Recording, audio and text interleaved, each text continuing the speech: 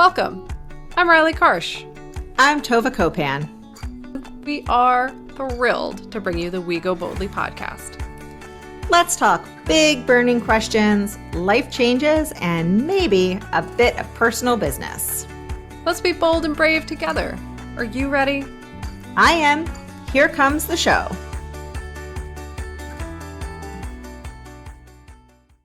Hello, everyone, and welcome to We Go Boldly, the podcast. We are super duper excited to have you with us today. I'm trying to change up my intro, so we'll see how it goes. I think I'm always trying to change my intro. I don't know.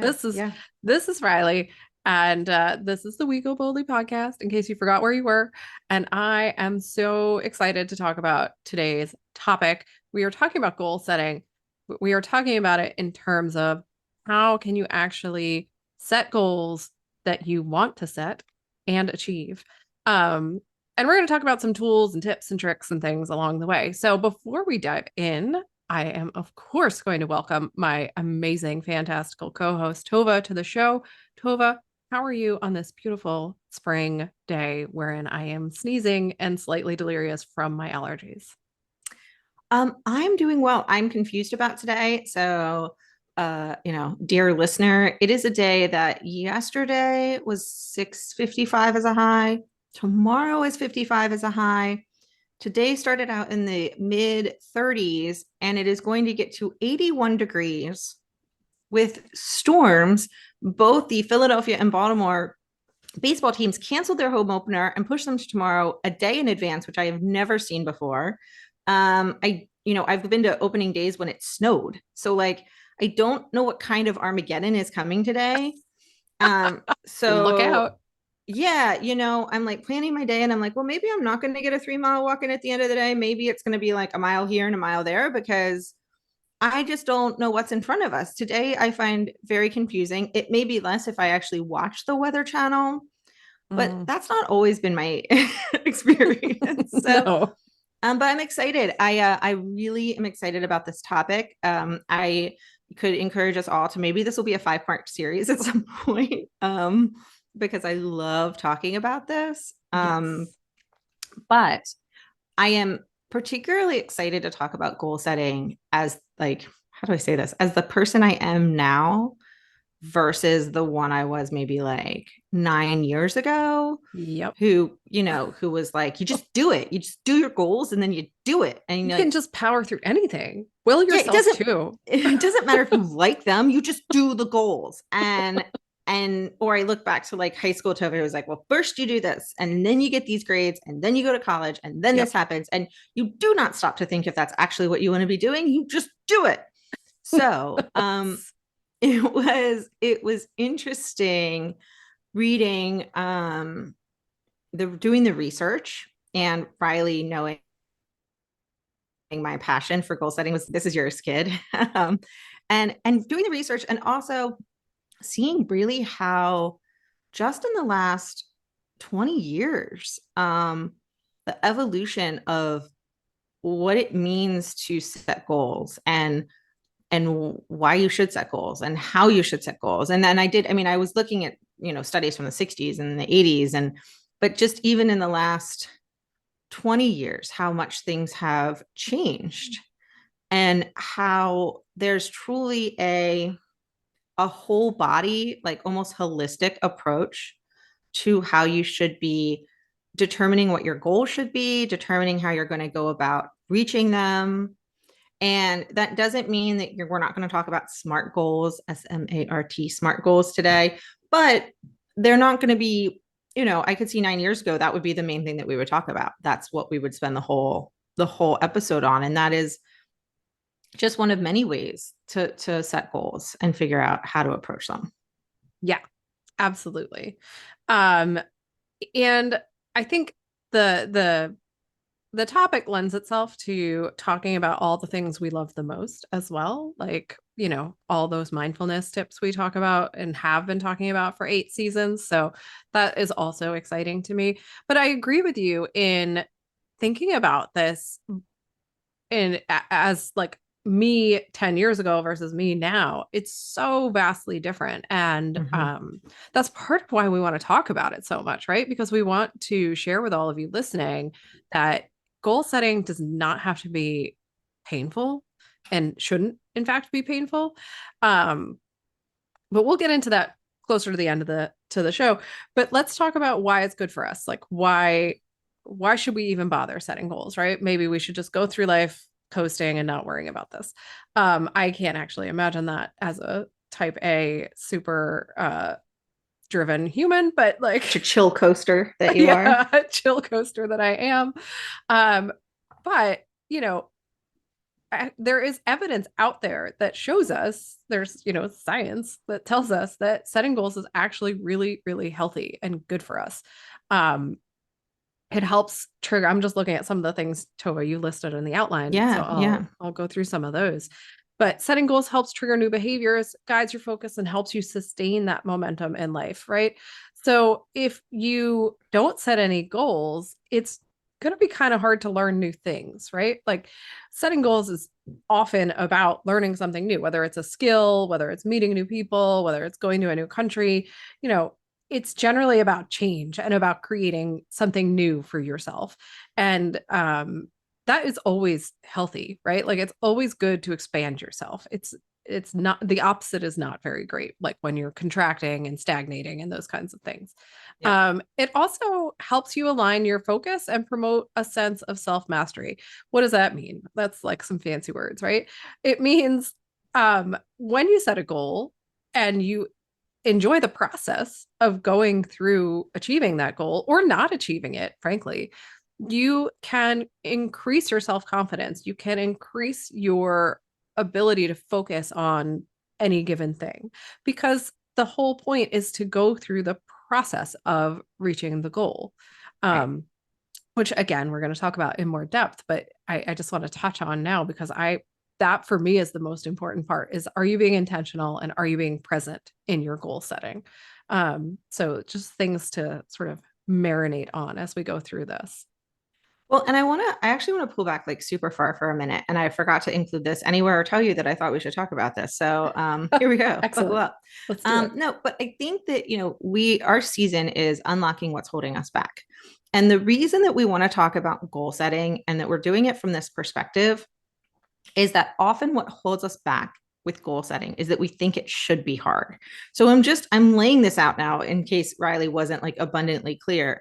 Like it doesn't have to be hard. It doesn't have to be when we're talking about goal setting, we are not just talking about changing your career, getting a new job, getting that promotion you've always wanted. I mean, those things are great and go for it. But we could also talk about goals that are focused on bringing more fun into your life, bringing inspiration, following your passions, like bringing more happiness into your life. And so I just want to, we're talking about this because often the way we think about goal setting is one of the things that holds us back. And so that is why we are unlocking that today, right? Yeah. Because we do want to encourage you to rethink how you approach not just how you set goals, but the goals that you are setting and what you are trying to achieve and why you are trying to achieve those goals. And I think one thing interesting in all the research as to why you set goals and why it's good for us to set goals.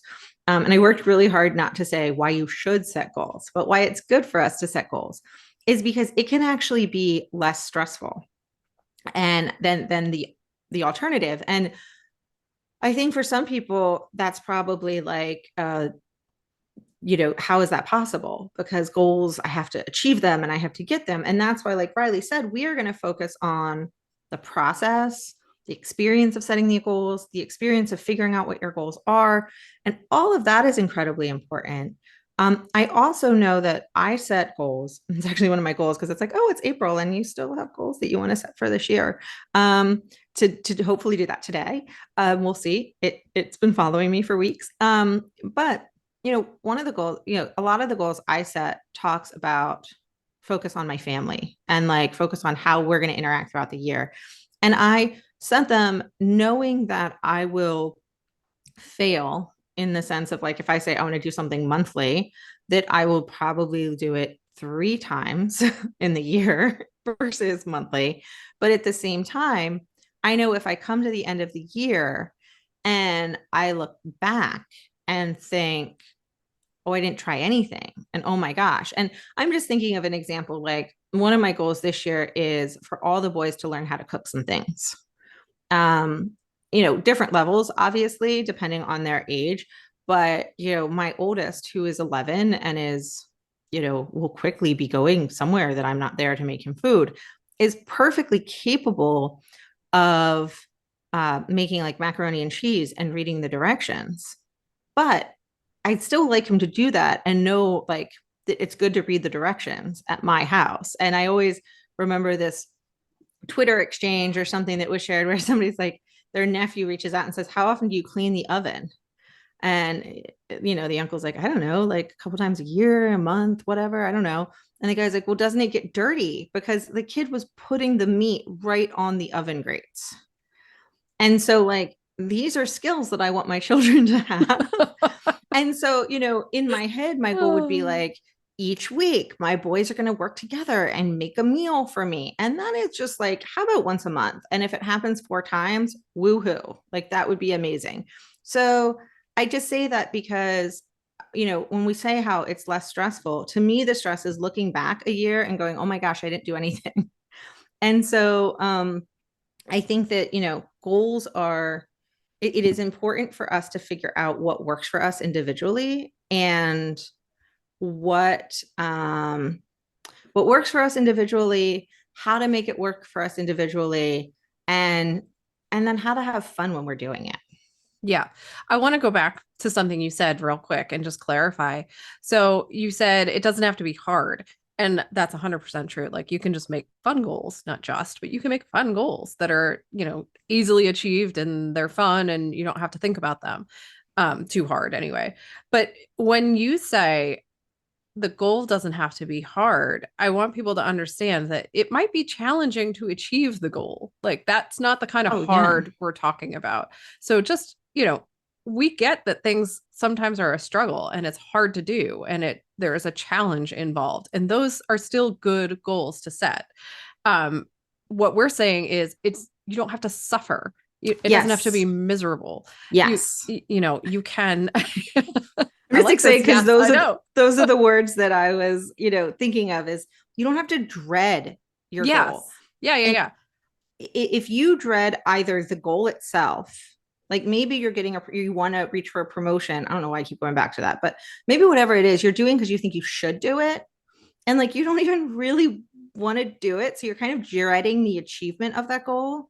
Or you're dreading the process that you have to take to achieve the goal. Either way, not great. Yeah. Not good. The easiest example of this is weight loss, right? People do this to themselves all the time. And it's just such an easy example to give is that, you want to lose 10 pounds. And so you decide you're going to go on some sort of insane crash diet.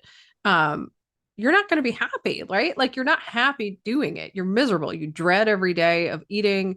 It's a horrible experience.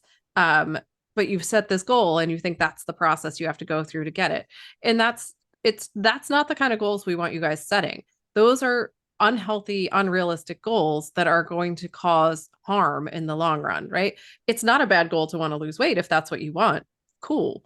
But don't make the process of doing it miserable for yourself. Or, if you want, like you said, if you want to get a promotion or you want to buy a new house or start running, I don't know, whatever it is that you want to do, make sure it's something you actually want to do. And that the process you've designed in order to get to that point is not terrible for you, right? Because as we're going to discuss in depth, if it's terrible for you, you will not achieve your goal. Right? Because you can only will yourself through so much. It's just, there's a limit to what you can do. And I would argue, and the research will argue, that you can't actually will yourself through much at all. Like so much is even a exaggeration of what you really, unless you're in school and someone's like, you have to do this right now and I'm going to watch you. Yeah. As an adult, you really can't will yourself through as much as you think you can. And the greatest determinant of whether your goal setting will be successful, whatever you deem as it is a success.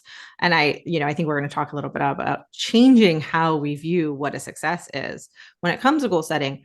But the way it can be successful is for it to be fun.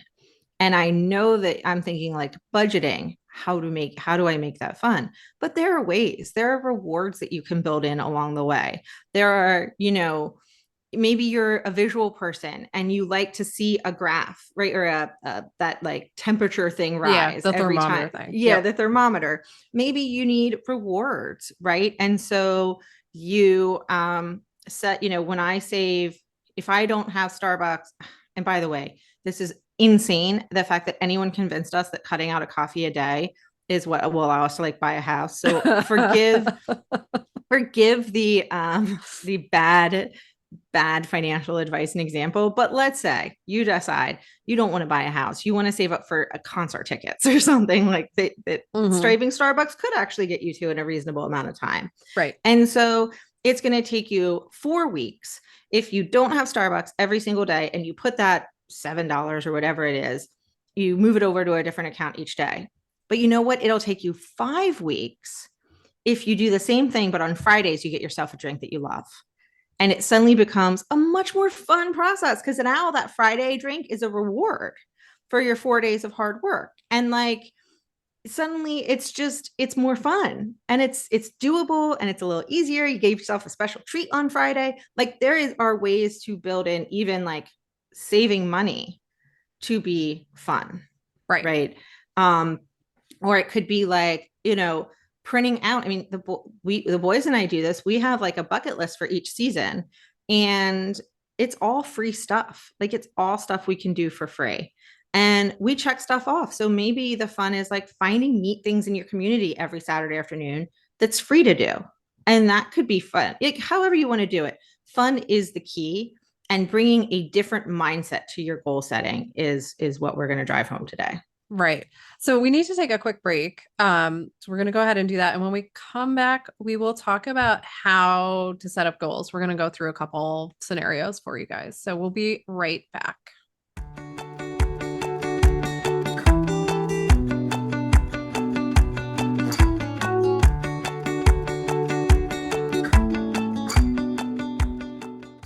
Know what I really love to do? Take baths, go for walks, read, drink margaritas, hike. Yeah, not what I was referring to. You know we're recording a commercial right now. I do, but I'm thinking outside the box, being adaptable. As I was saying, what I love to do is host our live monthly workshops. Oh, right. That's what we were talking about. Me too. They are a lot of fun to put together and host every month. And we can bring margaritas, so... Join us for live conversation as we get a bit deeper into topics near and dear to our hearts. We go through everything from self-care to setting boundaries. We share coaching tips, practical advice, and take questions from the audience. It's a whole lot of fun. Sign up for our newsletter today at goboldlyinitiative.com/contact to make sure you hear about all the upcoming Go Boldly workshops. You definitely don't want to miss out. Now, back to that show.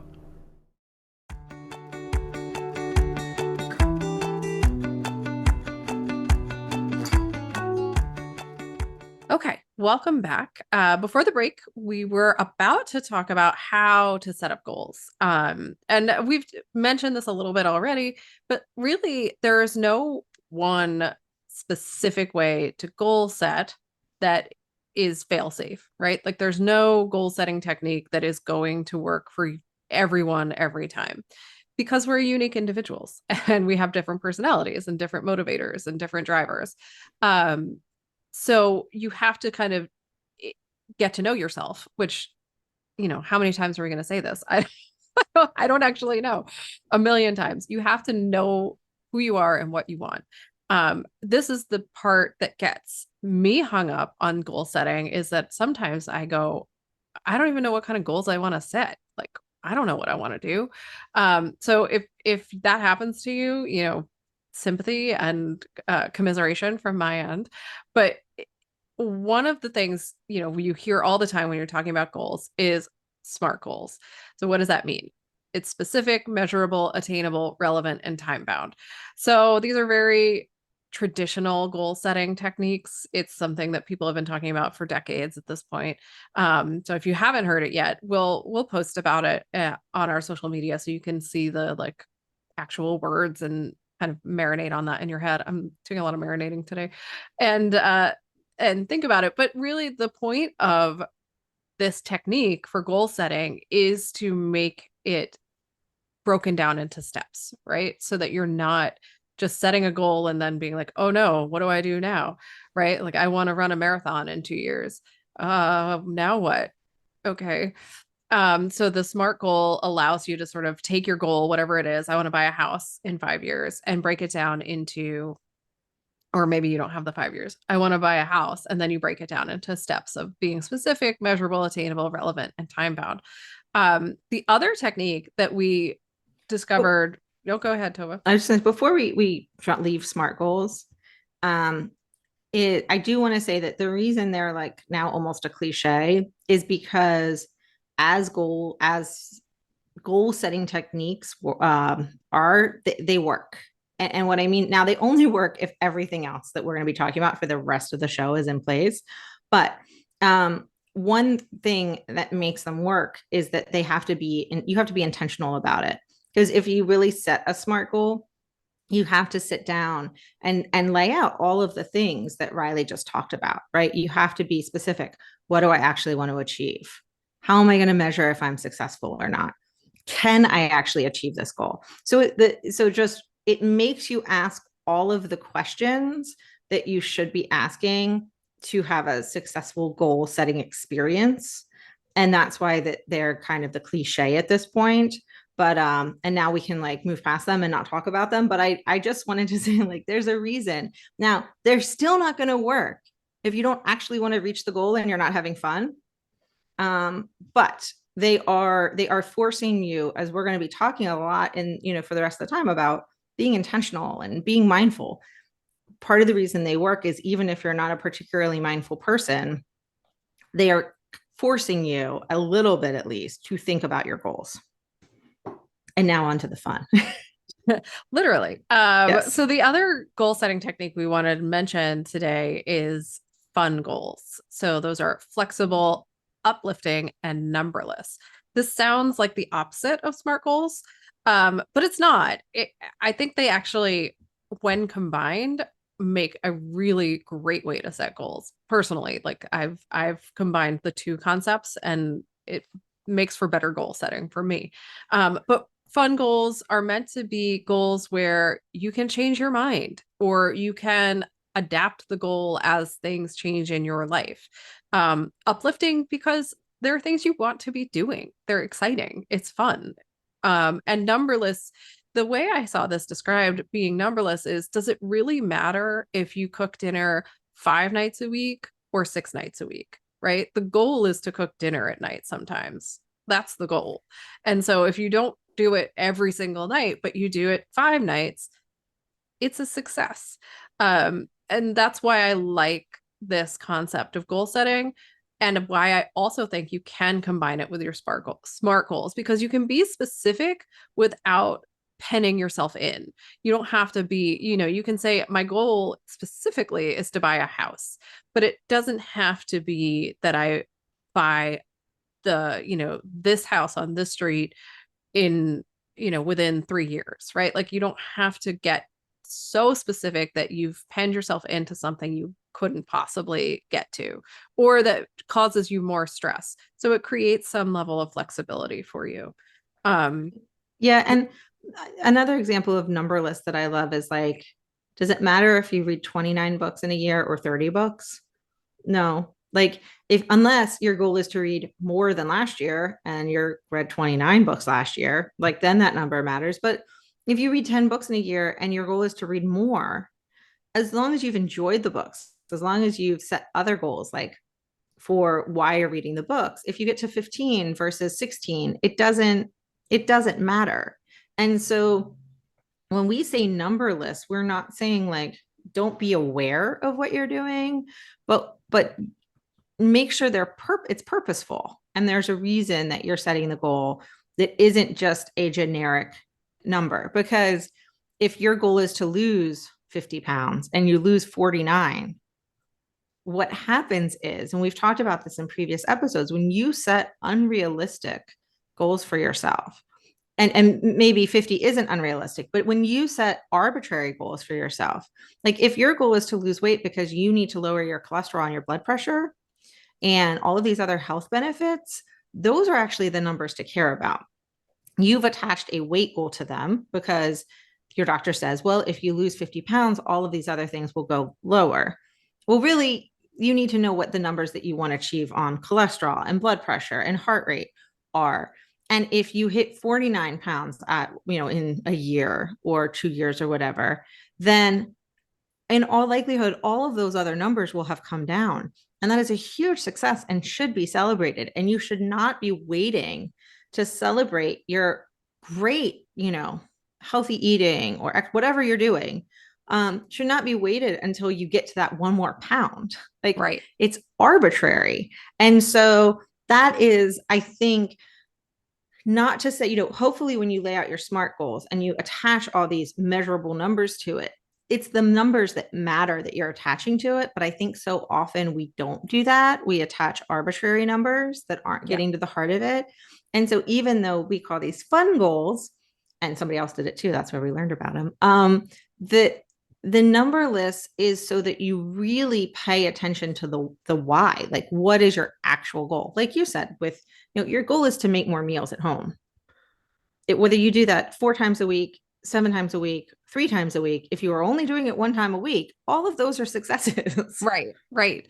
And I like the use of the word arbitrary because that's where we run into trouble, is when we set up these hurdles for ourselves that don't really relate to anything we're actually trying to achieve. They just sound good, or they fit with like mainstream media or what somebody else has put on us. And so when we get stuck on these arbitrary numbers or arbitrary, I would call them gates to success, then we're holding ourselves back.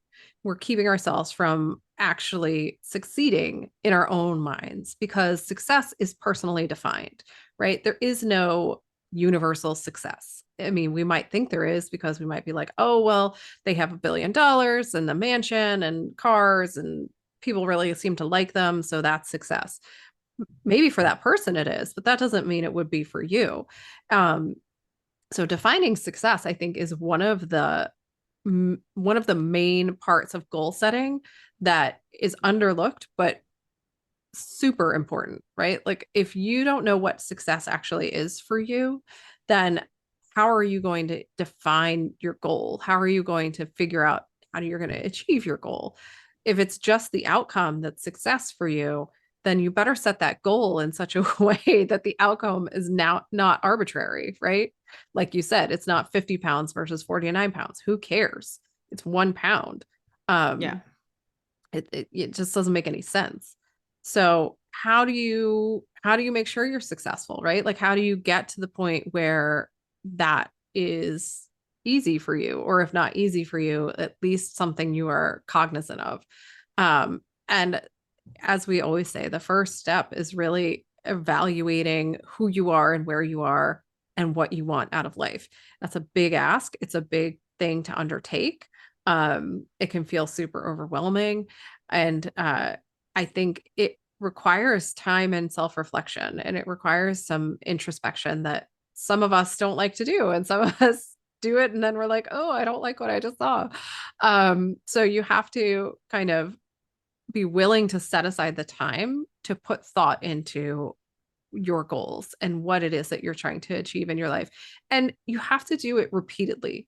It's not a like one time check the box and it's done situation. You have to constantly evaluate your goals and what you're trying to achieve in your life.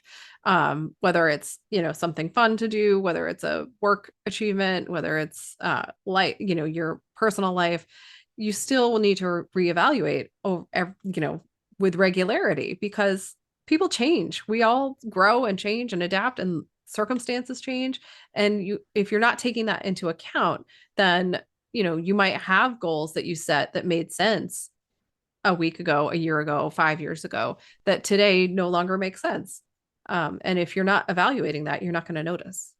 Yeah, I think you need to be continually asking yourself, why am I doing this? And I Mhm. don't mean why am I doing this in that sense of like, what's your why? Yeah. Like, I don't mean like, well, like, what is the deep reason that I'm doing something? I just mean like, why are you doing it? Like, why are you spending your time doing something if it's not fun? And frankly, why are you spending your time doing something sometimes if it is fun? Maybe the answer is because it's fun and I need more fun. Great, that's an answer. Like, so I'm not asking the deep what's your why. I'm just like, really like, why are you doing something? Why are you spending your time doing this? Why are you, setting goals where, maybe you don't want to be, you dread every time you do it? It's one thing, right? If you want to get your master's in something because it will get you a raise and it will benefit your family for X, Y, or Z reasons. And so you do need to trudge along and get your master's in the thing. But, I know a lot of teachers get their master's and they're not going to do anything with it, but just get a raise bump, like a salary bump, which is, that's a legitimate reason. But I still think you can think like, but maybe I don't need to be taking 3 classes at night every semester. Maybe 2 is enough. Or maybe I need to do a better job of meeting some friends in class so that going there isn't such a trudge, or like whatever it is, whatever you can do. But I think you need to always be asking yourself, why is this a goal? Why did I set this goal? Why am I doing it? Just to be continually checking in with yourself and to make sure that it fits with who you are at any given moment.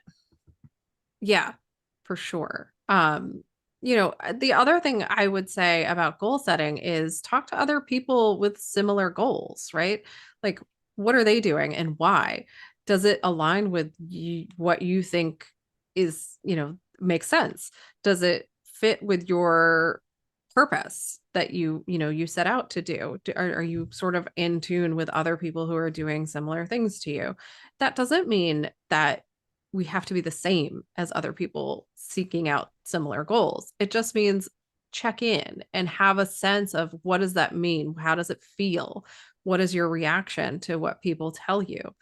I think, it's this is one of those instances where it's actually okay to compare yourself to others, as long as you're not comparing yourself to others and, beating yourself up or saying, I have to do what they're doing, I have to meet what they're meeting. That's not the kind of comparison I'm talking about. Well, and also like, even as introverts, even if you're an introvert, it is more fun to do something with somebody else.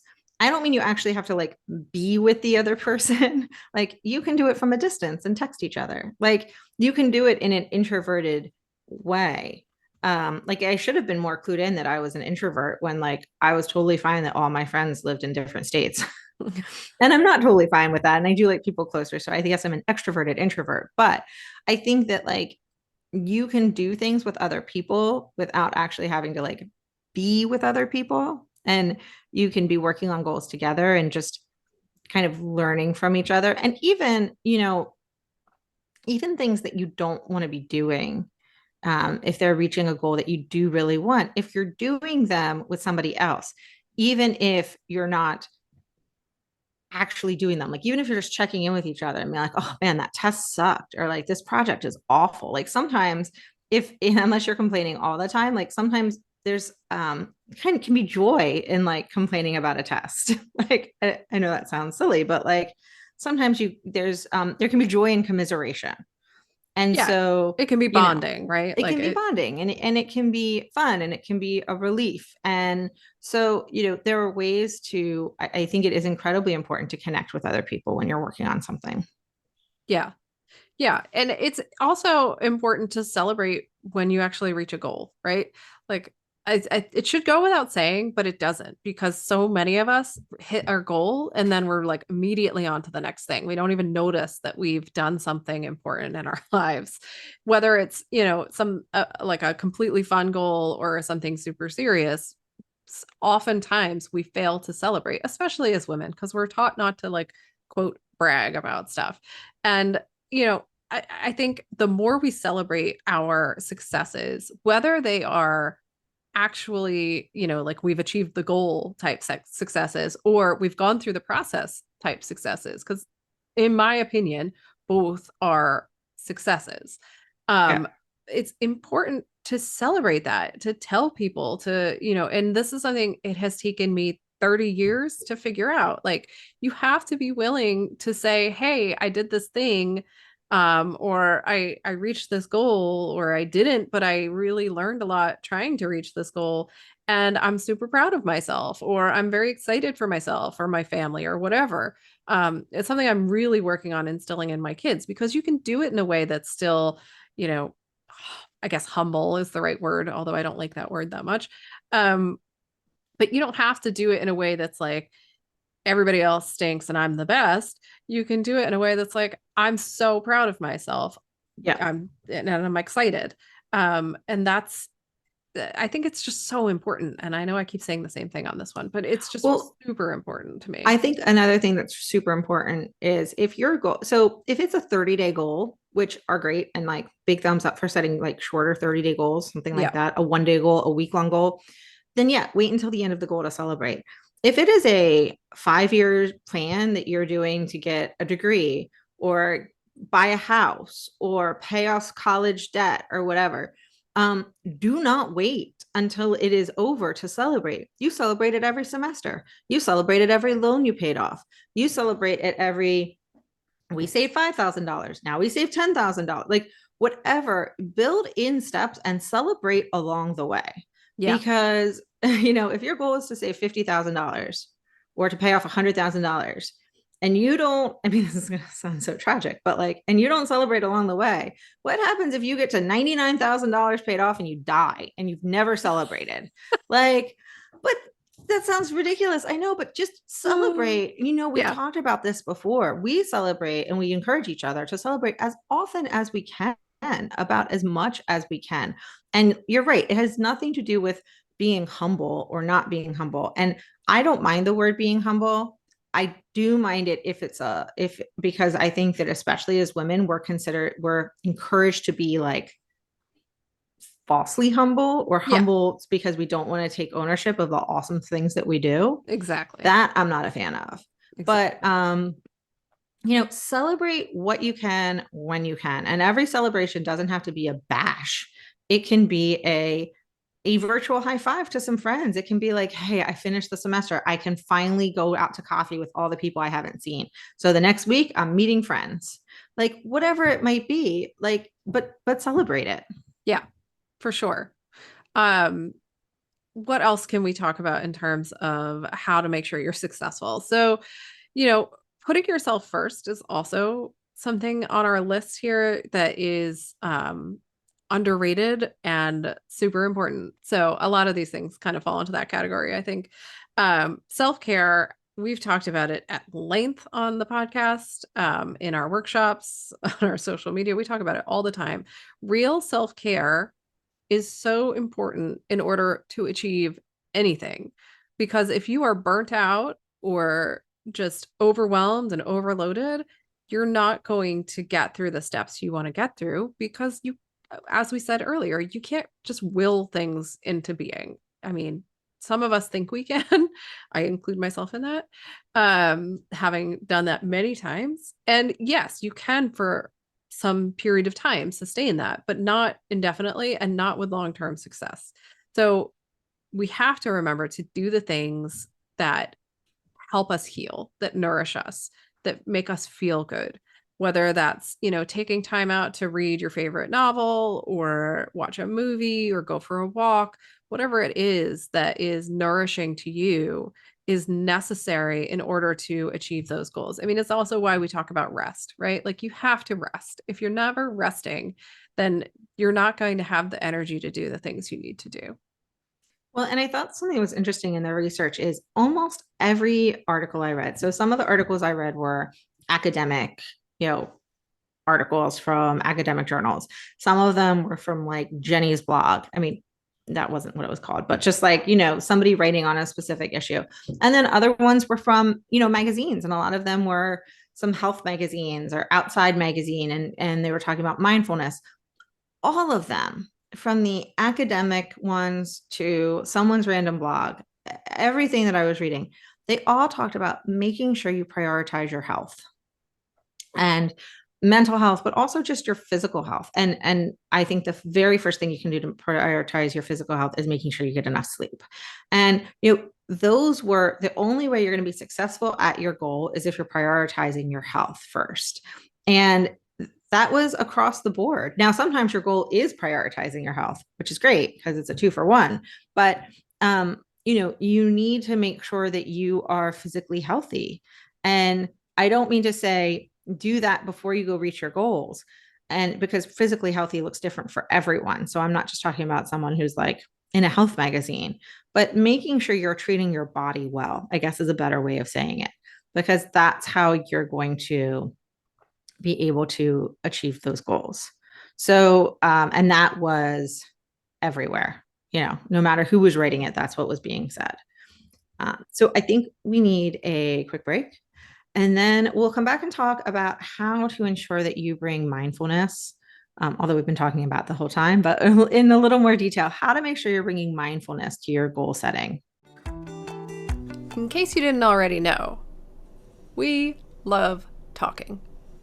True story. More than simply talking, we love researching, prepping, and bringing this podcast to life. We launched We Go Boldly with the goal of reaching people dealing with the kinds of questions and concerns that we also face. Things like how to hear my inner voice, how to make sure my habits are worth it and stick, how do I feel my feelings and still manage to function. After years of personal work and lots of trial and error, we realized we have a lot to share on these topics. Now we've been broadcasting for over a year, and we are proud of our podcast. And to no one's surprise, we still have a lot to say and talk about. We sure do. We need your help to keep going. Every episode takes time and money to create, and we would love your support. So, if you like what we are doing, please support us by joining our Patreon community and becoming a monthly subscriber. Join our Patreon community today at patreon.com/wegoboldly. We are so grateful to all of our supporters. Now, back to the show.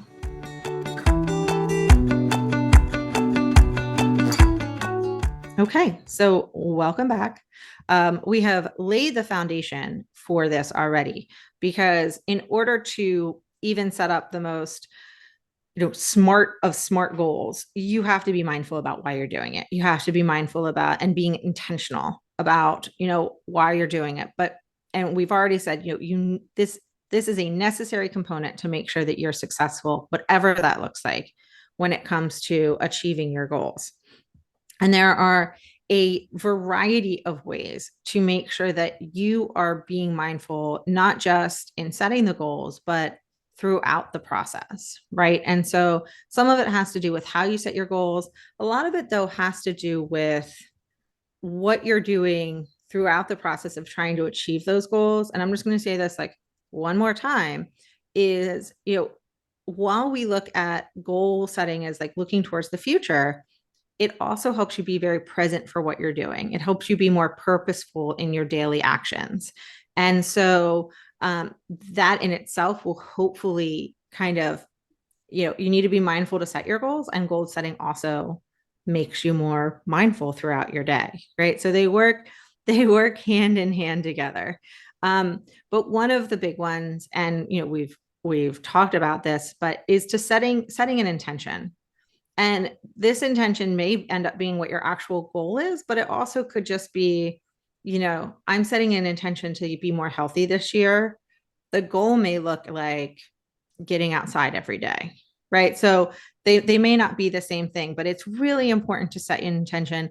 I guess this is the closest thing to what we're saying about like finding your why, but I think that is just like the most confusing thing ever. Someone who tried to find her why like over and over and was like, I don't Yeah. understand. What do you mean? Yeah. But setting an intention is incredibly important when it comes to goal setting. Yeah, this is one of the reasons we come up with words of the month, words of the year, because it also helps us figure out our why. But focus in on what our purpose is and what our goals are for the year. So if you set a like an, not ironically, my intention for my word for the year is intentional. And that helps me figure out what kind of goals I'm looking to achieve throughout the year, right? Like what does that have to do with my purpose, the rest of my life? And I think one obvious thing you ought to be doing if you're setting goals is writing them down, whether you do it on a digitally or in a notebook or on a whiteboard, whatever you do. I do all three, just as a side note. So However you do it, write them down, because keeping them in your head is keeping them locked up and not helping you move forward. And then, don't forget about small goals. Small goals are a great way to start being aware of your goal setting. Because if all you're doing is setting like these really big long-term goals, you also are going to start to feel like, I don't know, I can't think of the word I want, but you might get, a little resentful of your goals because you're not hitting them right away. But that's because they're long-term goals. So don't, like Tova said earlier, don't forget about those 30-day goals, the 1 week goals. If your goal for the week is like, I'm not gonna sit on my phone right before bed, like that's a great short-term goal. I mean, that might not be your goal. You can come up with anything you want, but like something short term like that is a great way to start being mindful about goal setting. Also, I didn't because this outline could be really long, and I did a lot of research because I love learning about this stuff. But one thing I would say is instead of saying I'm going to not be on my phone at night before bed, say I'm going to read a book for 10 minutes before bed, or like doing something positive is a lot more fun and easier to achieve than the negative. Yep. It's one reason that when I am like thinking about how I eat food, I don't care how many carbs I eat, because who cares? Carbs are amazing and delicious and wonderful. I just try to eat more protein. Like that's always a goal. More protein and vegetables. The carbs take care of themselves. You can only eat so much food in any given day. And so, I think I know I have to be mindful of eating protein. It's just something that I try to eat as often as I can. And so instead of trying to reduce something that I love and is delicious and wonderful, I just try to be more mindful of eating protein because I know it energizes me. So when you are setting goals and spoiler alert, this is a sneak peek of the homework, but when you're thinking about something that maybe you want to do for the next week, think about something that you want to do, not something that you don't want to do. And obviously the goal of reading 10 minutes every night could be so that you put down your phone, and we get that. But if you can fill something in, that is fantastic. Yeah. And that goes back to the intention setting process, right? Like if your intention is to have a bedtime routine that feels healthier, then your goal could be, I'm going to make sure I wash my face and I'm going to brush my teeth and I'm going to read for 10 minutes in an actual book. That could be your goal. And so it depends on how you set your intentions, I think, as to how you set your goals, as we keep saying. So some other things that help you be a little more mindful. We always talk about meditation, and I always want to talk about meditation. I have fallen off my meditation habit, and I can see it. It makes me less intentional, and it makes me generally less pleasant. But if you want to set goals and be intentional and set goals that make sense for you, meditation is a great place to start because things come to you when you're meditating that, are unexpected and might open up some new goals or some new purposes for you. So it's a great way to be more mindful about your goal setting. One thing, and this is I don't know how you do this mindfully other than maybe as you're journaling, focus on what you can control. Like and this is just a good, this is a good life tip that we all try to remember. But when you're setting goals, don't have goals attached to other people in things that you can't control. Right. So this is something that I work with my kids a lot on. Like, yeah, it's great to have your goal be to like make the travel baseball team, but there are so many factors that are outside your control in whether you make the travel baseball team. So the goal needs to be to have the best tryout that you possibly can have. And what does that look like? And how are you going to get there? And if we go into the James Clear of it all from Atomic Habits, like what does a baseball player that has a good baseball tryout look like? What do? Well, they practice and they work on this and they work on that. Those are all the things that are in your control. Making a travel baseball team, getting into a specific college, these are not things that are in your control. Even getting a specific job, not in your control. Now, you can do all of the things. The person who gets the job they want, they reach out to their connections, they work on their resume, they, do whatever you need to do. They put themselves out there. I don't think that's talked enough about when we talk about getting the jobs. That'll be another thing that's holding us back in another episode. But control what you can control. Remember what you can control and make sure your goals are aligned with what you can control. And, that is good for us to do every day about everything. And I think the process of meditating or journaling helps that. But make sure it's a question that you ask yourself when you're setting a goal. Is this in my control? Like, I don't even know when I think of like, I want us to have a good bedtime routine. Is that in my control? Like how much? Because my kids are, kids. So like, how do I make that goal something that is actually so that I can achieve, even if like every night goes off the rails? So, just something to think about.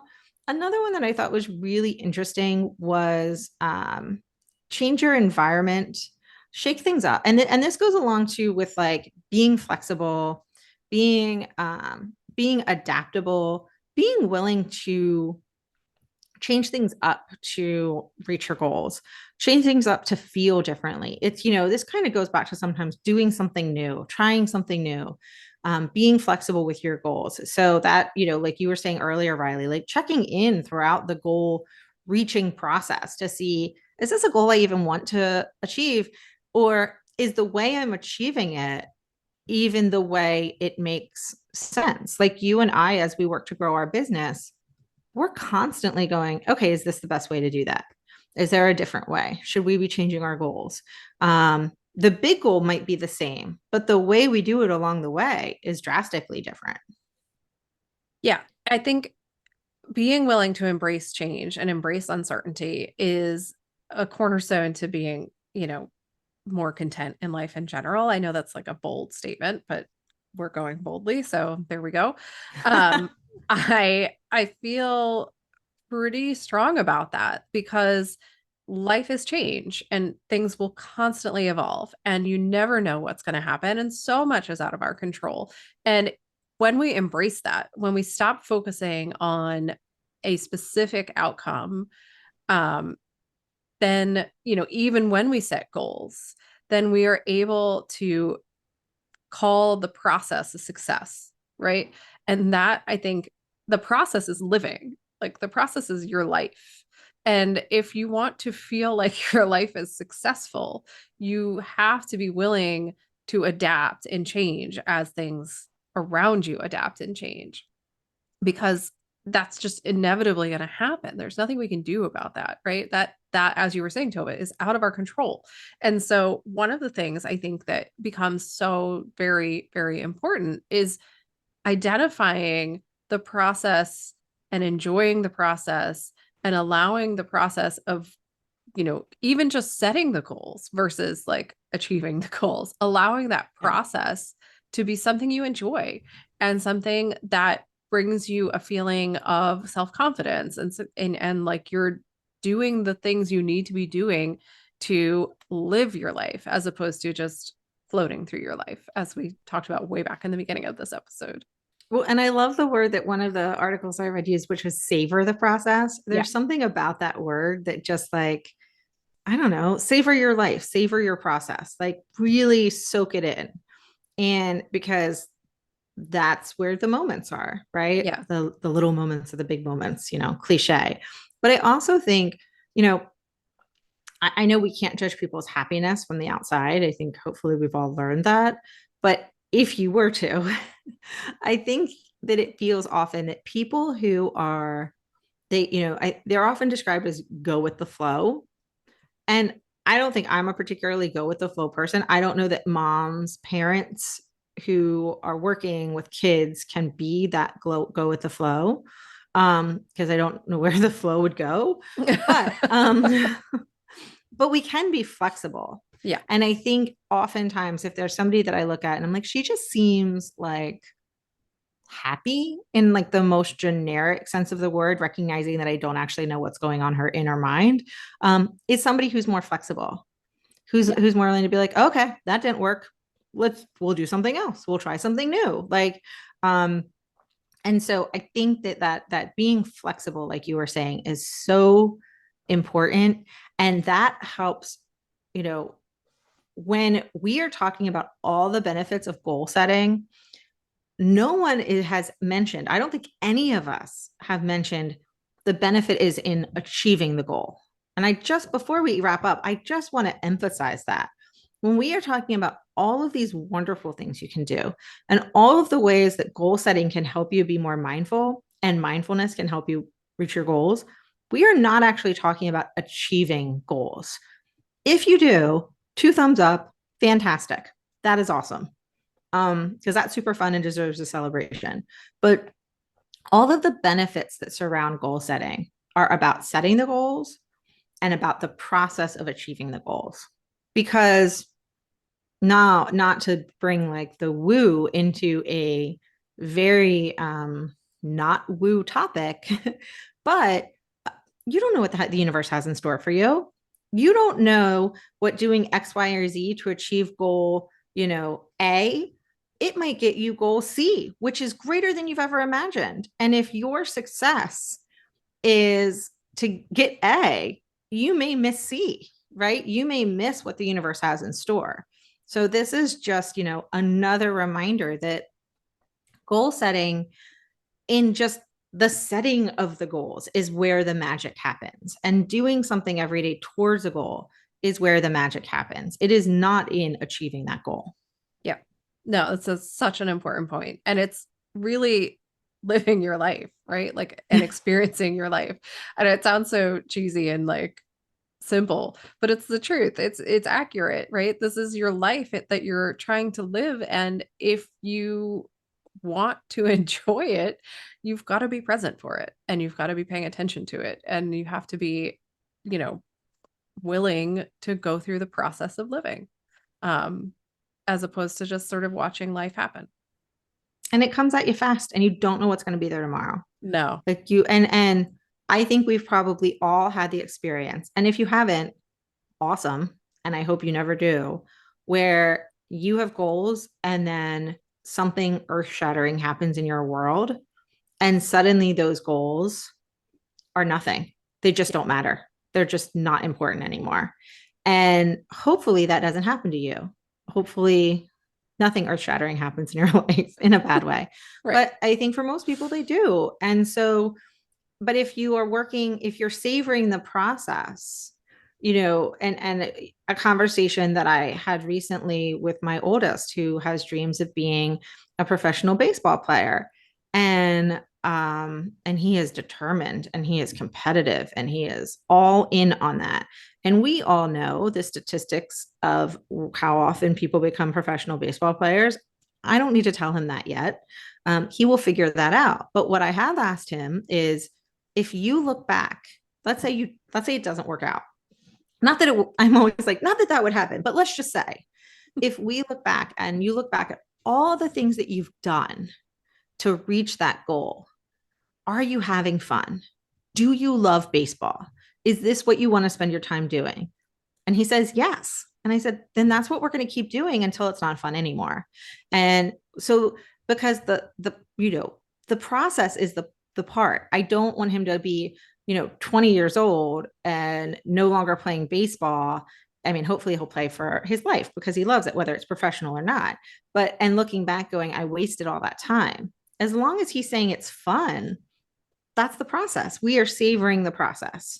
And so, yeah, it is, it can be fun, but I, encourage everyone, to set some goals. And so, I think we're at our homework time. Yep. Let's do it. So I did not write down, our homework, but I have one in my head. So unless you have one in your head. No, go for it. So I would like everyone to set a 1 week fun goal. And it can be fun as in a flexible, I can't think of the word that starts with a U. Unlimited. Unlimited, inspirational, but that's an I don't know. Numberless goal, or it can be a SMART goal. I mean, whatever kind of goal you want it to be, but make it fun in the truest sense of the word, something that is fun. Now, the end result, maybe you want to save $100 this week, but do it in a fun way. Whatever you do, have some fun, but set a 1 week goal. I don't set enough 1 week goals. And I think I should do it more because it just sounds like it would be great to really hone in on something for a week and then be able to celebrate at the end, 7 days later. So that is your goal for this week, is to find a goal, whatever it might be, set it, make sure it's fun, and then do it. And bring some of the thought though. Why are you setting that goal? What's your intention this week? What would be the goal at the end of the week? Is it to see if you can meditate 5 times in a week? Is it to see if a different morning routine makes you feel better? Who knows? But set your intention and then go with the flow as the week progresses and see how it works out. And that's your homework. Sounds good to me. That is it for us for today, but we will be back next week with more about unlocking what holds us back. Thanks for joining us today, everyone, and have a wonderful, fantastic week. We will see you soon. Thanks so much for listening to We Go Boldly podcast. We know you're busy and we love spending time with you. If you enjoyed this week's episode, let us know. Head to Apple Podcasts right now to rate and review our show. While you're there, be sure to click that subscribe button. Want more us time? Follow us on all the socials at Go Boldly Together. Want even more us time? As in all the coaching pizzazz. Find us at goboldlyinitiative.com for all the info. We will be back with more excitement, research, and deep thoughts next week. Until then, keep on being the bold, brave, amazing people we know you already are.